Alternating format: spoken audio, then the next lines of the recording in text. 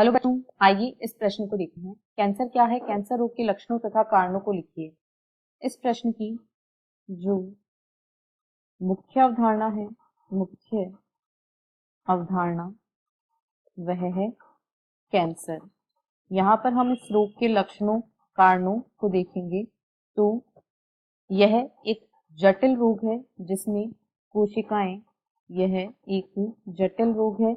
इसमें कोशिकाएं जो होती हैं, हमारे शरीर की कोशिकाएं, इनमें अनियंत्रित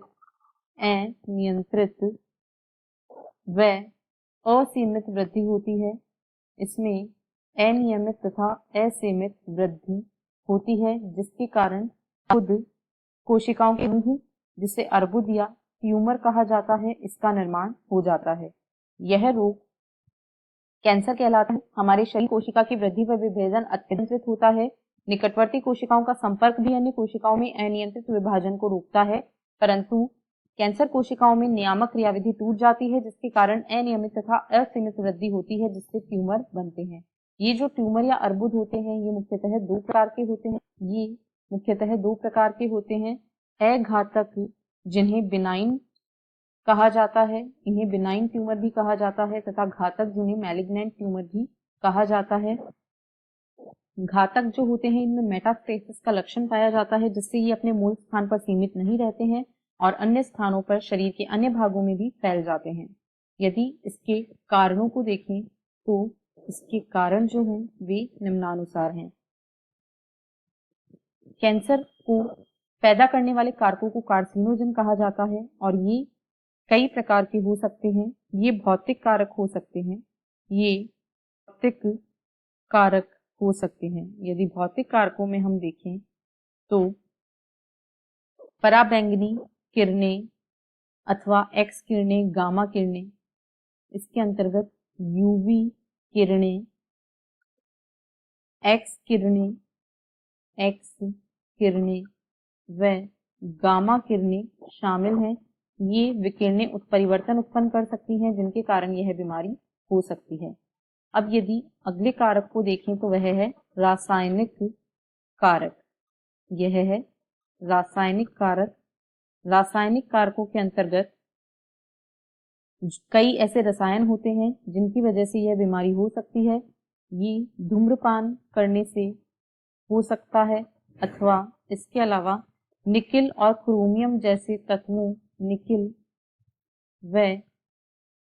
जैसे तत्व भी कार्सिनोजन की तरह कार्य कर सकते हैं। इसके अलावा कोलतार जिसमें बेंजोपायरीन होता है, अथवा एस्बेस्टस या आदि कई रसायन ऐसे होते हैं जिसकी वजह से यह बीमारी हो सकती है। अब यदि अन्य कारणों को देखें तो वे हैं जैविक कारक जो हैं ये वायरल ऑन्कोजीन हो सकते हैं। वायरल ऑन्कोजीन जो होते हैं ये सामान्य कोशिकाओं को कैंसर कोशिकाओं में परिवर्तित कर देते हैं, जैसे कि राउथ सार्कोमा वायरस या हर्पीज सिम्प्लेक्स वायरस आदि। इसी के साथ हार्मोनीय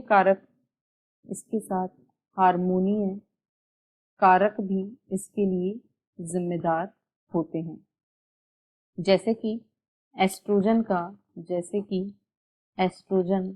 का अतिस्राव होना।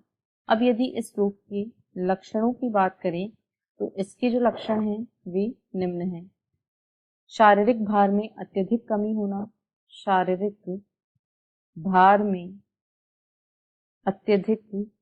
होना, या त्वचा या घाव का देर से